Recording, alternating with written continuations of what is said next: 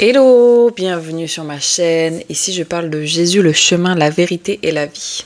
Bon, pour ceux qui ont vu la vidéo d'hier, qui ont pris le temps, ont fait l'effort d'aller la regarder jusqu'au bout, c'était de base une vidéo pour vous faire réagir, pour faire réagir les gens qui sont extrêmement faciles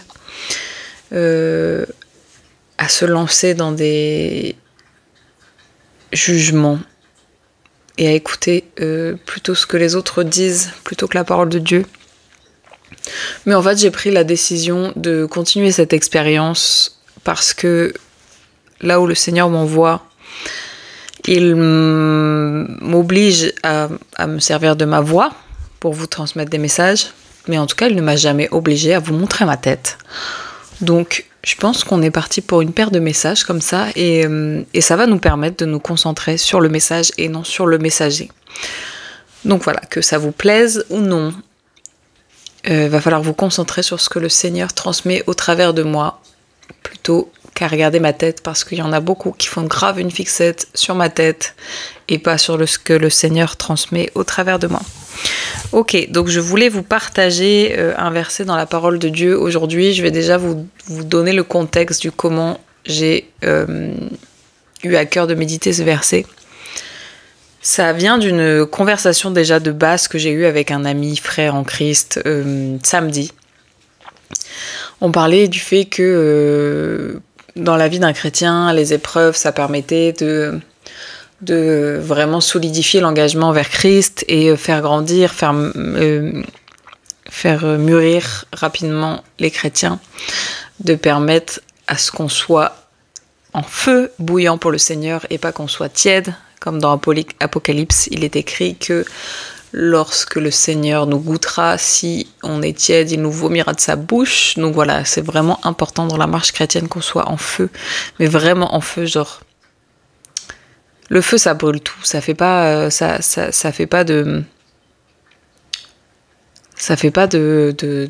d'exception. Et bien en fait, c'est pareil. En fait, il faut que dans notre marche en Christ, on ne fasse pas d'exception. Qu'on brûle le péché, qu'on ait vraiment à cœur de suivre le Seigneur, quoi qu'il nous coûte. Et donc, du coup, voilà. Et donc, cette conversation de samedi, elle a été confirmée ce matin dans le métro. J'étais dans le métro et en fait, il y avait une femme à côté de moi qui avait un sac avec écrit Le Creuset dessus. Et je pense peut-être que vous avez déjà entendu parler de cette marque, mais du coup, voilà, c'est une marque, il était écrit Le Creuset. Et juste derrière elle, il y avait un homme qui avait une trottinette électrique. Et le nom de cette trottinette électrique, la marque, c'était Pur. Et du coup, déjà, je me suis dit, mais j'ai jamais vu une trottinette électrique avec ce nom. Et après, je me suis dit, Pur, purifié, Le Creuset. Ok, Seigneur, qu'est-ce que tu veux nous transmettre? Donc, je suis tombée sur plusieurs versets, mais aussi sur le verset, sur Psaume 26, verset 2, où la parole de Dieu dit... Examine-moi, Éternel, mets-moi à l'épreuve, purifie au creuset mes reins et mon cœur. On est dans une saison où peut-être vous vivez des épreuves, je vis des épreuves, et où c'est pas forcément les périodes les plus faciles, c'est pas forcément les périodes les plus glorieuses, mais c'est juste un encouragement à nous rappeler qu'on fait ça pour une bonne raison. Le Seigneur, il est en train de mettre à l'épreuve notre foi, il est en train de mettre à l'épreuve notre amour, il est en train de mettre à l'épreuve notre attachement à lui. Il est en train de tester s'il peut nous faire confiance dans d'autres dimensions de notre vie et dans notre spiritualité. Si on l'aime pour qui il est ou si on l'aime pour sa main qui donne, voilà. Et j'ai aussi fait des recherches sur pourquoi est-ce qu'il parle de reins. Et en fait, il paraît... Du coup, j'ai lu que les reins, lors des sacrifices d'animaux, le rein, c'était le dernier organe auquel on avait accès. Donc vraiment, le rein, ça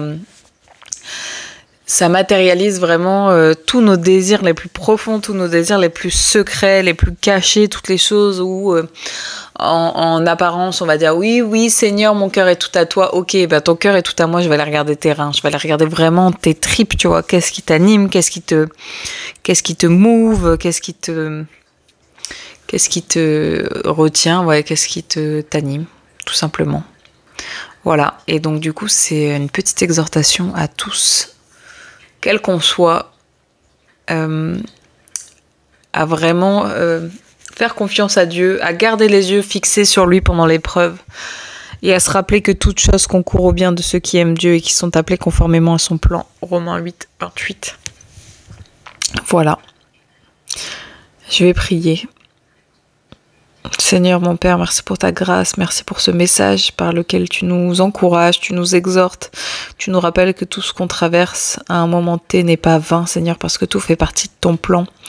Merci Seigneur, parce que nous n'avons pas à nous préoccuper de ce quoi sera fait demain, Seigneur, parce que tu prends toutes choses, tu prends soin de toutes choses, Seigneur, et tu nous bénis, Seigneur, même dans l'épreuve, tu es avec nous, tu es dans notre bateau, et vraiment, c'est une grâce. Tu es fidèle et tu nous donnes ta paix et ta joie, peu importe les circonstances. Merci parce qu'on en arrive à un degré où on ne reconnaît même plus les épreuves comme des épreuves, mais juste on est tellement calme et patient que on attend que la tempête passe parce qu'on a les yeux fixés sur toi. Seigneur, garde-nous, continue à purifier le cœur et les reins de toutes les personnes qui vont écouter cette vidéo. Et mets-nous à l'épreuve, Seigneur. Examine-nous, Seigneur, parce qu'on veut vraiment te suivre et te suivre pour qui tu es et pas pour ce que tu peux nous donner. Que ta volonté soit faite dans la vie de tout à chacun et soit infiniment bénie, Seigneur. Dans le nom de Jésus, j'ai prié. Amen. Voilà. Soyez encouragés, soyez fortifiés. C'est pas facile, mais le Seigneur a promis qu'il ne nous abandonnerait jamais.